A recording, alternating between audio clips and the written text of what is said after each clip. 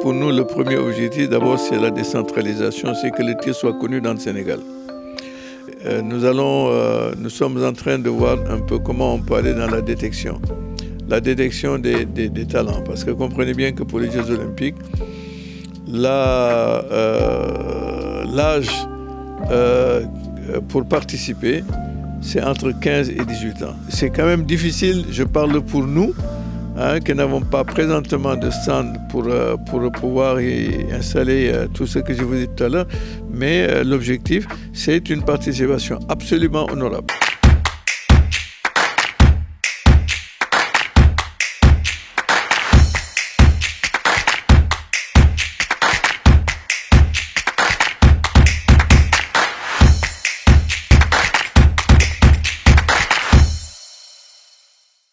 Pour nous, le premier objectif, d'abord, c'est la décentralisation, c'est que le tir soit connu dans le Sénégal.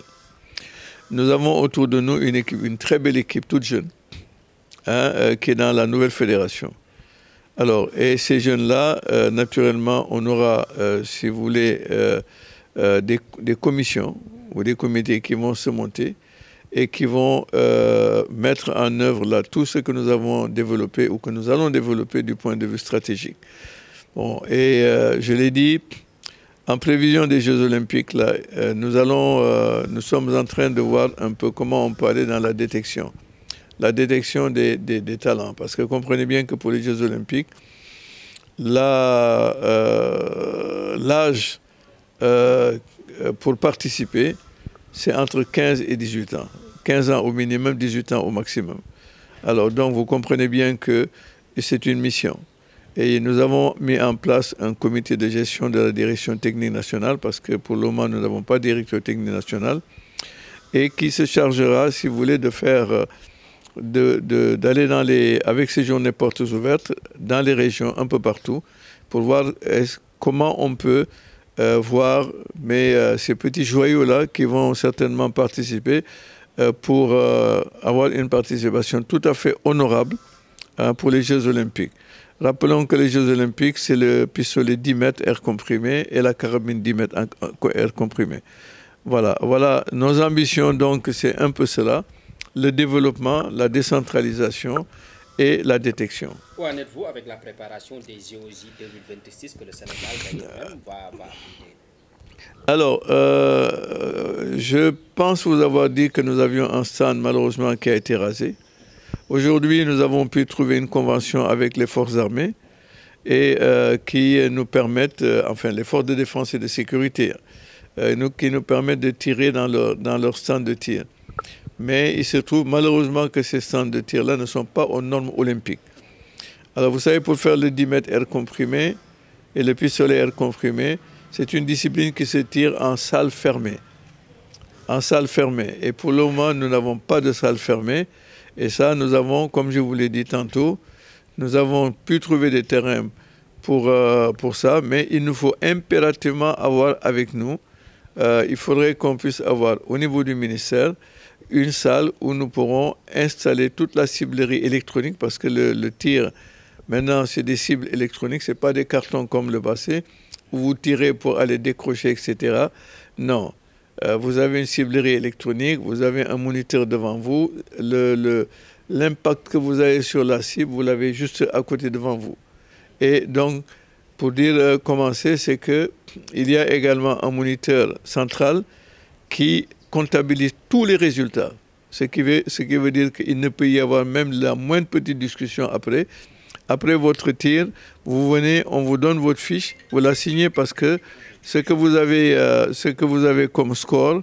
là, c'est ce que vous avez, il n'y a pas de tricherie possible. Et donc, malheureusement, tout ça, nous ne les avons pas. Voilà. Jusqu'à présent, avec votre troisième mandat, nous allons revenir sur ça. Quels sont les objectifs du Sénégal pour ces JOJ 2026? Mais l'objectif, c'est ce que le Sénégal attend de toutes les fédérations qui vont y participer, parce qu'il y en a quand même pas mal. Si je ne me trompe pas, c'est un peu plus d'une trentaine. Alors, le Sénégal, bien entendu, organisant les Jeux Olympiques, s'attend à ce qu'il y ait une participation honorable. Mais quand je dis honorable, c'est participer, avoir des médailles. Bien entendu, c'est quand même difficile, je parle pour nous, hein, qui n'avons pas présentement de stand pour pouvoir y installer tout ce que je vous ai dit tout à l'heure, mais l'objectif, c'est une participation absolument honorable. Quels sont, en tout cas, c'est-à-dire, quels sont les bilans que vous tirez au niveau des championnats sénégalais? Par rapport au tir? Au tir, oui. Ah non, mais c'est là, la saison a été ouverte là il y a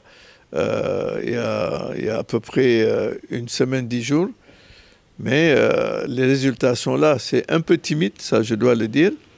mais c'est normal. C'est la première compétition fédérale que nous avons organisée. Les gens ne se sont pas très bien entraînés, mais je suis persuadé que les scores qu'il va y avoir encore pour les jours à venir seront nettement meilleurs. Quel mécanisme mettez-vous en place pour rendre plus attractif, c'est-à-dire le tir ici au Sénégal? Mais je pense que la meilleure manière de faire que le tir soit attractif, c'est de le faire à travers des journées. Des journées où on s'ouvre à tout le monde. Et j'ai taquiné d'ailleurs les journalistes la dernière fois après l'Assemblée générale pour dire que nous allons même organiser une journée dédiée à la presse pour que la presse puisse comprendre un peu les mécanismes du tir. Parce que tant que vous n'avez pas touché une arme et faire le coup de feu, vous ne comprendrez pas réellement qu'est-ce que c'est que le tir. Et ça, nous allons le faire. Et à travers, comme je vous l'ai dit, les journées portes ouvertes, mais nous allons pouvoir arriver à ce que le tir soit mieux compris, en tout cas au Sénégal. Vous l'avez dit tantôt, hein, les petites catégories aussi. Hein. Bon, car avec le football, on a vu les U17 comme les U20 faire vraiment. Donc, votre plus grande mission, en tout cas au sein de cette fédération, c'est quoi exactement, Président? C'est la détection. La détection, la décentralisation. Parce que le tir, si nous voulons, pour répondre à votre question, nous avons besoin à ce que dans les régions du Sénégal, dans toutes les régions du Sénégal, que des clubs puissent se monter. J'ai dit des clubs. Des clubs parce que pour former une ligue, il faut un minimum de 3 clubs. Alors donc, ça c'est une mission qui est dévolue, qui va être dévolue à la direction technique nationale et naturellement au comité directeur. Alors ça c'est vraiment l'objectif et je vous dis pour nous ce que nous sommes en train de c'est que on a absolument besoin d'avoir des infrastructures. Le problème, je ne pense pas que ça soit uniquement pour le tir, mais c'est pour pratiquement beaucoup de disciplines. Le problème que nous avons, ce sont des infrastructures. Et là-dessus, il faut que l'État, le ministère, puisse nous accompagner pour que nous puissions avoir des infrastructures. Et croyez-moi, ce que je souhaite personnellement, c'est qu'au niveau de chaque capitale régionale, qu'il y ait un stand de tir aux normes. Est-ce que vous pouvez nous dire très rapidement le bilan du deuxième mandat de la fédération de tir? Waaw, bilan bi ñuy mën a def daal moom mooy que ñu mën a wax ne que ñun suñu wàllu bopp li ñu gën a ñor fi mu nekk d'abord li ci gën a yàkkamti moom mooy que ñu jàppale ñu pour que ñu mun a am ay stand de tir yoo xam ne dafa nekk aux normes olympiques yoo xam ne parce que tir sportif bokkewul ak tir militaire c'est totalement différent bokkewul ak le tir civil ku jënd fetalam di tirer bokkul alors yooyu dafa am yu mu laaj dafa am ay normes yu mu laaj te loolu moom mooy li ñuy ñaan pour que ñu mun ñu jàppale au niveau du ministère pour que ñu mun a tabax stand yu mel te mën naa wax une chose bés bu ñu amee benn stand de tir aux normes comme terrain bi ñu jënd bi xam ne que jënd nañ ko Sange muy 6 hectares ba pare may ko fédération bi bés buñ ci defee liñ ci war a def yëpp moom mooy stand de tir yi xam ne que discipline yëpp a nga foofu mën naa wax ne mën nañu organiser un championnat d'Afrique mën nañu organiser également ay grand prix te buñ ko organiser di ko def mën naa wax ne que duñu soxlati sax bu ci kanamee dootuñu soxla benn dimbal parce que dinañ mën a génne suñu bopp comme d'ailleurs du reste la football ak yooyu am na yoo xam ne que ñoom wax dëgg yàlla ak li ñu am ci seen kii ñoom pratiquement wéeruwuñu ci kenn pour mën a développer seen discipline et nous avons la capacité de le faire mën nañ ko def également. Alors loolu moom mooy li xam ne que moom la ñu bëgg a def beneen bi encore ma di ko waxaat encore moom mooy que li ngeen di wax naa ci affaire football bi ñun tam loolu la ñu bëgg parce que li ngeen di am ay U17 ak U20 et cetera ñun tamit loolu moom mooy suñu fas yéene parce que on va travailler et c'est ça la mission bi xam ne moom la ñu taxawal c'est la détection jël la petite catégorie di leen di former parce que boo amulee petite catégorie di leen former doo am ay champion ëllëg c'est pas possible c'est impossible gis naa ko ci ay dëkk yoo xam ne def nañ ko mais exemple j'ai vu l'Afrique du Sud mos nañu participer ci benn championnat d'Afrique au Caire mais ay juniors la ñuy indi woon tiré à la carabine quelques années après ce sont ces juniors-là qui tiraient en senior. Alors, et c'était, on avait trouvé là-bas qu'il y avait de très grands champions. Alors, les mêmes donc, la décentralisation, tir bi nek pratiquement ci Sénégal yépp, parce que champion ken xamul fa lay jóge hein, du Dakar rek. Dakar n'est pas le Sénégal. Moi je n'arrête je n'arrête pas de le dire. D'ailleurs, récemment, là, on a fait la première compétition fédérale, mais celui qui est sorti deuxième vient de Thiès. Et c'est un gosse qui n'a jamais participé à aucune compétition. C'est un certain Diaw, mais moi j'ai été surpris.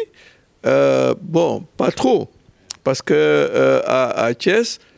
il y a 2 clubs qui sont dirigés par 2 présidents, mais qui sont en train de faire un travail fantastique. Fantastique. Alors, donc, voilà, c'est pour dire que peut-être Mounendem Tambacounda, il nous fallait un champion du Sénégal, etc. Pourquoi pas? Voilà, lolu mom moy liguey bi xamné nek mom lañuy def ci fédération bi. Bon, té xamné limay def nak mom moy que avoir une fédération soudée. Ba ñi xamné nek ñi ci nek ñepp dinañu jappanté la main dans la main et que nous puissions travailler bon ba xamné nek ben mauvais esprit du fa am et bu soobé yalla buñ ko défé je peux vous dire que on va y arriver et je veillerai à ce que ñu mëna arriver ci lolu. Bon, tout da nga sumay mandat effectivement def na ay mandat bon mais je suis là pour accompagner. Waaw té bu soobé yalla dina accompagner xamné nek fédération bi pour que dal ñu jëm ci li xamné mom lañu soxla bu soobé yalla. Voilà. Jekkale ko très rapidement ci journée bi nga xamantene yaa ngi ko doon addu sax def ngeen ko Thiès def war ko defee le 12 bii di ñëw fale ca Kaolack donc journée boobu noonu tamit doon ci addul ak benn message ngay tënk ñi nga. Alors journée boobu wax dëgg yàlla dañ ci invité ñëpp la presse d'ailleurs en premier bon président Youssou Ndiaye moom mooy président wu club Ndiaye Onda maître Youssou Ndiaye la d'ailleurs le 12 lañ koy def à Kaolack te dina nekk benn événement boo xam ne que dina événement bu mag a mag la def nañ ko Thiès mu réussir ñu di ko def Kaolack boobu nag ñu ngi ciy invité koo xam ne que bu gën a xam lan mooy tir bu nga découvrir lan mooy tir bu ñëw téye fetel yi ñu jox ko mu tirer ak ay instructeurs parce que dañuy indi ay ñu bari ñoo xam ne entraîneurs yi nekk ci fédération ñooy ñëw encadrer toutes les novices ñoo xam ne que musuñu laal fetal dañ leen di woon nu ñuy tirer ak naka lañ koy defee ba pare ils vont faire ce qu'on appelle le coup de feu pour que ñu mun a xam réellement foofu nag ngay demee nag ba xam ne que di nga gis ñoo xam ne ils vont immédiatement dinañu décider dañuy bokk. Voilà, loolu daal moom la ñuy ñaan ñi xam ne nekk ñu ngi ci Kaolack et les environs et les gens de Dakar dinañ jël ay bus yoo xam ne dañuy départ de Dakar en tout cas avec les membres de la fédération ñoom dañuy fas yéene jël benn bus ñii dañuy yóbbu seen oto bopp pour mën a rallier Kaolack bu soobee yàlla konante bi. loolu jeexalee très rapidement doyen ça a été un immense plaisir ñu nga dalaloon ñu fii nii sa kër ginnaaw bu ñu waxtaanee ci ay poñ yu bëri donc nga mayoon ñu ko lan ngay tàggatoo ak ban message ngay lancé fédération du tir ak ñi nga xamante ne mooy askanu Sénégal. Bon li may ñaan askanu Sénégal rek moom mooy bu ñu ragal tir ku ci am sa doom te nga mun ko bàyyi mu ñëw initié wu au tir dafa nekk loo xam ne lu am importance la man daan naa digal ay nit ne leen man li may digal ay ku am doom ñetti affaire la ñett benn bi mooy na nga jàngal sa doom mu jàng fey il faut l'amener mu jàng mu def natation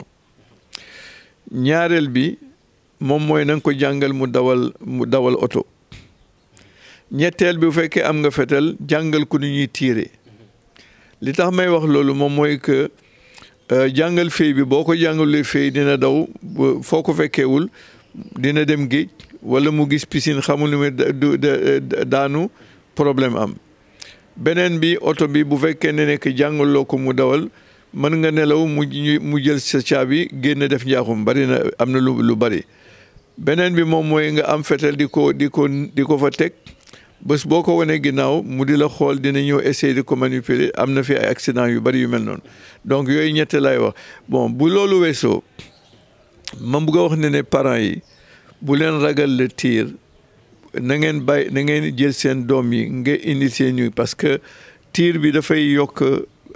xale bi beaucoup d'intelligence et de maîtrise de soi c'est extrêmement important c'est très important parce que le tir pour nga tirer ça demande une très forte concentration et concentration boobu ngay jàng di def kooku mën na ko servir même dans ses études et même pour les personnes adultes boo ñëwee di tirer ngay ñëw fekk champ de tir le dimanche nga ñëw sol sa casque yow kenn nga jàkkaarloog sa cible mais problème yi nga def amoon durant la semaine yëpp les charges de travail day jikki yëppay wàcc ça je peux vous le dire parce que c'est une longue expérience que j'ai de ça. Ça vous apprend à la maîtrise de soi. C'est extrêmement important. Alors, boobu moom mooy première chose may lancer message boobu pour les parents ak ñeneen. beneen bi ci topp moom mooy que wax naa ko léegi moom mooy que journée yi ñu war a def nañ ñi ñëw bokk ci nañ ci ñëw qui n'ont qu'à prendre possession du tir yéen a ko moom ñun moomuñu ko dañ ko def pour yéen les populations beneen bi ci des moom mooy que au niveau de la fédération ñun dinañu jàppalante bu baax a baax mais di demander nag surtout aux autorités pour que ñu bàyyil ñu xel et ça je m'adresse à Madame le ministre des Sports je dirais Madame le ministre de la Jeunesse des Sports et de la culture mu jàppale ñu parce que lu ñu def bu ñu defee ay résultats moom ndamam la moom moo ko moom alors donc ñu ngi koy ñaan mu jàppale ñu pour que ñu mën a am les infrastructures yi xam ne moom la ñu soxla jënd nañu terrain yombal nañu affaire yi bu baax a baax am na terrain bu ñu bëgg a dijee yombal nañu baax léegi di moom mooy que li xam ne moo ko war a tabax madame le ministre ñu jël ko dugal ko seen budget pour que ñu xaalis boobu bu ñëwee ñu jël ko dugal ko ci stand bi mu nekk un stand national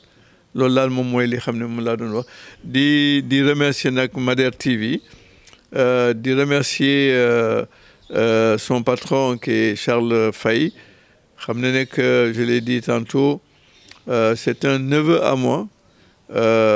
jabaram également c'est une nièce voilà yaayam suma xarit la woon xaritu benn bakkan alors donc c'est pour dire que cette moo tax bi nga waxee ne Mader rek ma ne ko ñëwal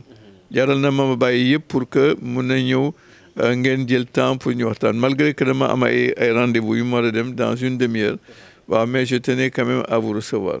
je vous remercie beaucoup. Merci chers téléspectateurs ginnaaw bu ñu teewloo le président de la fédération sénégalaise de tir di wuyoo ci tuuru Mamadou Ba dégg ngeen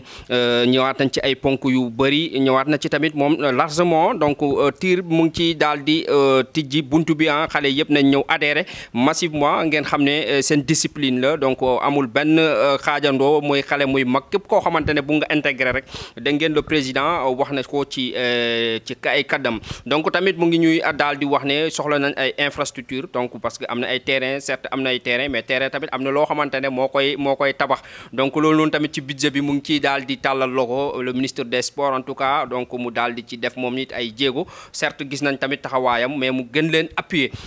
discipline boobu noonu tamit dinañ daal di am gis ngeen journée boobu noonu bu mu ñu wax en tout cas mu war a am fële ca Kaolack le 12 janvier donc mu ngi tamit wax ñëpp ñi nga xamante ne bëgg nañ ko Saalum yi Sénégal yëpp parce que discipline bi du wax nag du Dakar kese donc 14 saisons yëpp ñoo ko moom loolu noonu yëpp donc defe naa ne Kaolack donc kenn du leen ci en tout cas voilà bàyyi ci kannaaw donc yéen yëpp ñu ngi leen di daal di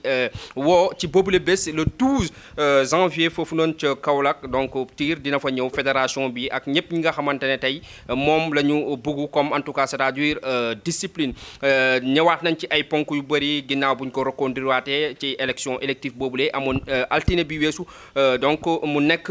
un homme bi nga xamante ne moom it bëgg na lu muy def mën na ko te tamit nee na pare na pour gën a accompagner pour gën a taxawu c'est-à-dire la fédération sénégalaise de tir donc chers téléspectateurs lii lañ leen indiloon de façon très ramassée di leen jox dig daje rek beneen yoon ceci étant dit l'information se poursuive au www.maderpost.com et sur Mader Web excellente suite des programmes jaa ngeen jëf